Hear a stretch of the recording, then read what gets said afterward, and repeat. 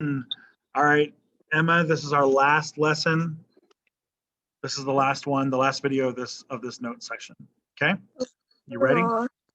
Yeah. Okay. So Obama serves 2 terms, and then Obama is followed by President Donald Trump, who I bet is the only president that you have really solid memories of. Mm-hmm. Right?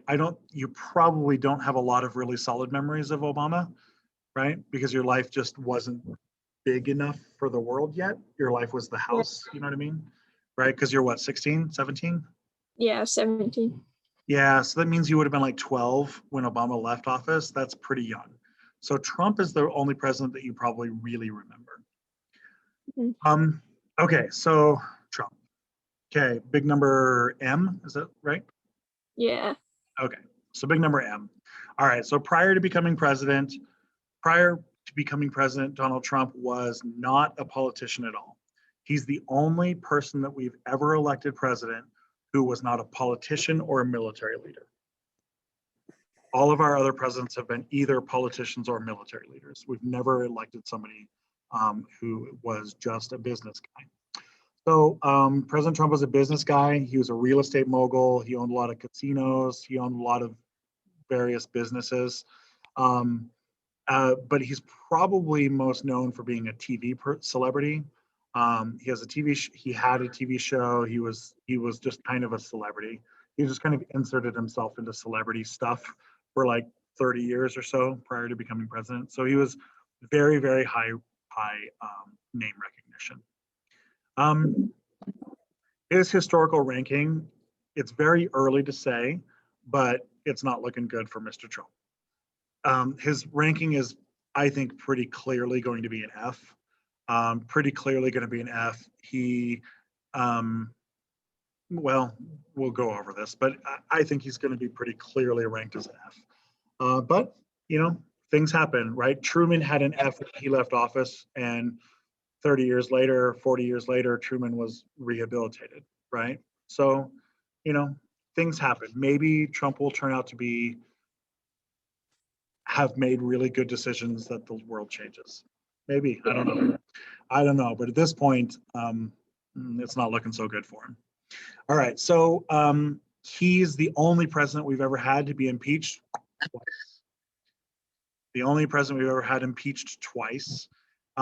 His presidency is really dominated by his personality. Like we've had presidents with strong personalities before, but we don't have presidents with this strong of a personality, right? And President Trump just seemed to really enjoy picking fights with everybody all the time, right? He really just wanted to be in the spotlight, and he wanted to pick a fight with everybody all the time. And so because of that, that's a really dominant issue of his presidency, which means if you like his personality, if you like that, then he's super fantastic, awesome, great for you. But if you don't like his personality, then he's a nightmare for you, right? Politically speaking, his presidency is dominated by the changing demographics of the country, the demographic anxiety of our country. I think that's the first one here. And corruption. He has a lot of corruption, quite a bit of corruption. All right, so let's deal with his personality. Let's keep this in big number M. All right, so when President Trump is elected, he's very, very controversial, very, very controversial, and he liked being controversial. Like he wanted to be controversial. That was like his deal, right? He liked it. He wanted to be controversial. He purposely picked fights with people. He purposely said things that he knew would upset people. Like he did that on purpose. And boy, did he succeed, because he sure pissed people off. All through his presidency, we're going to get all of these different groups protesting regularly. So women's rights groups are protesting against him because he is a multiple time accused rapist. He's been accused of rape many, many times. He says a lot of misogynistic things. He's very insulting to a lot of very famous women.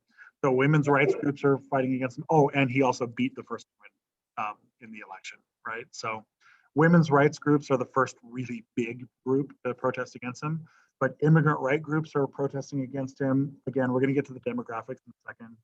Transgender rights, police violence, right? Like people are just kind of generally pissed off about it. Yeah. Yeah. And really, like a lot of times presidents seem really bothered by that, but he actually seemed to enjoy it. He seemed to, get his power from it. Like, so he, he would rile people up. People get upset and he'd rile them up. So let's Mhm. deal with the changing demographics. Let's make this big number N. N for nationalism, white nationalism. Oh yeah. Yeah, there we go. N for Nazis. Okay, so white nationalism. White nationalism is white supremacy. Okay, so groups like the KKK still exist, but they're a lot smaller than they used to be. Because of social media, groups are able to like organize themselves in a way that they don't have to all get together and wear hoods, and they don't have to have meetings like that. They could just do it over like Facebook groups and Twitter and whatever. One of the best examples of this is something called the Unite the Right rally in Charlottesville, Virginia. This is in 2017. So Trump becomes president in January of 2017, and by the summer of 2017, we're going to get a big white pride rally down in Charlottesville, Virginia, where a bunch of white supremacists start to demonstrate their, their desire to be white power. Trump did not start this trend, right? The trend had already started during the Obama era. The trend has been here forever. Like we've always had these groups, right? I think we've mentioned this kind of stuff, all year long, right? But this group is reacting. These groups, these white nationalist groups, are reacting to a couple of things. The first thing they're reacting to is Obama, the first black president. The second thing they're reacting to is that the United States is becoming less white every day. The immigrants that we've been getting in the last 30 years have all been coming from non-white countries, right? The largest immigrant countries today are China, India, Philippines, Vietnam, Mexico, right? And then like Guatemala, El Salvador, Honduras, right? Like these are all coming from non-white countries, which means that our last wave of immigration for the first time in American history is a majority not white. The other thing that we need to take into account here is that the birth rate in the United States is dropping. Every group in the United States has dropped their birth rate. And the group that has dropped their birth rate the most is white people, right? And white people are just choosing to have fewer kids. And the result is that the United States will be they call it a minority majority country. Minority majority country. We will be a minority majority country within about less than 10 years. Probably by 2030-ish is about the time where it'll be. And what that means is that white people will no longer be the majority in the country, and that white people will just be a plurality. So they'll still be the largest group, they just won't be the majority anymore. Now, I think that is a neutral statement. I don't think that that is good or bad, right? I don't think it's a good or bad statement at all. I think it's just neutral. But for a lot of people, it's scary. For a lot of these white people, it's very, very scary. And if you think about what's been happening to poor white America for quite a while now, with deindustrialization, all the factories getting shut down, people losing those kinds of jobs, like that has been going on. And then we had like NAFTA, and we had a lot of jobs moving overseas. We had a lot of factories moving in other countries and stuff. White America has been steadily declining for decades now, and they are losing a lot of their money and a lot of their political power. And as these other groups are rising up, white people are claiming that they're losing all this power, right? Now, what's the other side of that argument? So the whites are saying, They're losing their power, and so that's why they're upset, right? What's the other side of the argument? The people of color, what's the argument they would make? That they're gaining like too much power, or like they're, I don't know.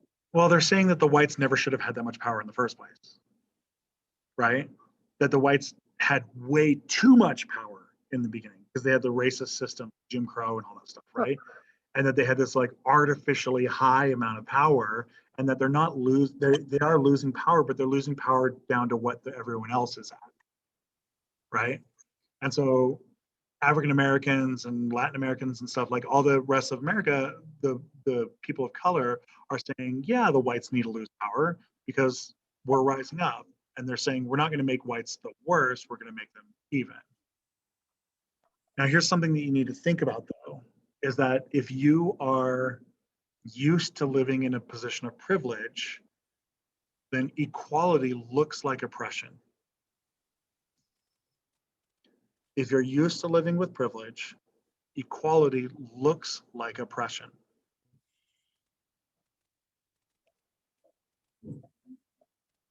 And we can sit here and look at the numbers, and we can point out these numbers all day long that these groups are, going to become more even and more equal and stuff. Like, we can point out numbers all day long, but this has come up many times that the facts don't matter as much as the emotion does. And that when we're dealing with issues like racism and stuff, emotion matters more than facts oftentimes, right? Because people aren't making rational decisions. Like, once you get to the point where you're marching around with a Nazi flag, like, you're not living in the realm of rational thought. You're living in the realm of emotion, right? And so here we are. Yeah. This rises up during Trump's presidency, and Trump encourages these groups. He encourages these groups a lot, and then that of course causes more protests and causes more people to be angry. But Trump likes it because he likes being the center of attention. Okay, he has his corruption. Let's deal with his corruption. All right, big number O. Yep. Okay, so big number O is his impeachments. He is he's his first impeachment. So I don't want to go into all of this corruption stuff. We do some readings and stuff in class, but basically what's happening is that President Trump is accused of a lot of things. The FBI is investigating him for the first 2 years of his presidency, and they come up with something called the Mueller report, which is investigating the accusation that Russia had been interfering with the election and that Russia had been putting Trump into office, and that Russia had screwed up our elections, messed with our elections. And the Mueller report comes out with quite a bit of details that Russia absolutely was messing with our elections, and quite a bit of details that people in the Trump campaign knew about it and were involved. The Mueller report stops short of saying Trump is guilty. It doesn't say Trump is guilty. In fact, Mueller says, it's not my job to determine if Trump is guilty. It's my job to give facts to Congress and Congress to determine. Right? I think if you read the report, it's pretty clear that Mueller does think that Trump is guilty. Mueller just is aware that it's not his fault. Yeah. So the result is that you get 34 indictments. That's 34 people that get put up on criminal charges, including 6 of Trump's advisors and 8 of whom have been found guilty so far. A lot of those indictments are Russians, are Russian individuals, right? And we're never going to arrest them because they're not in the United States. A lot of them, right? But a lot of them work for Trump. A lot of them worked for Trump.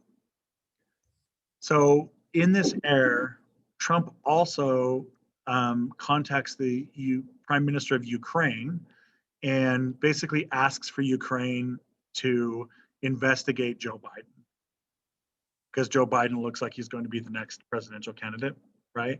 And so Trump says, if Biden's going to be the next presidential candidate, I want Ukraine to investigate him. He gets impeached for this. Trump is impeached for this because he's asking another country to interfere with our election, right? And in a lot of ways, people very strongly feel that Trump had been using Russia to mess with our elections and now was trying to use Ukraine. So he is impeached by the House of Representatives, but the Senate does not prosecute him. So he's not removed from office. So Trump runs for office last year. This is where we're going to get the biggest event in Trump's entire presidency, COVID-19. I don't think we need to spend a lot of time with COVID-19. We spent enough time with it. Yeah, but basically COVID-19 is the reason why Trump loses the election, pretty clearly. But the issues that are going on here, the issues of demographic change, the issues of white supremacy are not gone. Also the same issues of like the tech stuff that I was talking about with Obama, that stuff's not gone either, right? Obviously that's still going.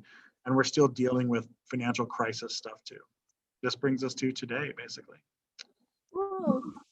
And I think that's a good place for that to end. Joe Biden is mostly known for being old. Yeah. Mostly known for being old. Stop sharing. All right. So this is the last one. We're done. So Yep. I sit down. Unless you have a question. Nope. No Okay. question.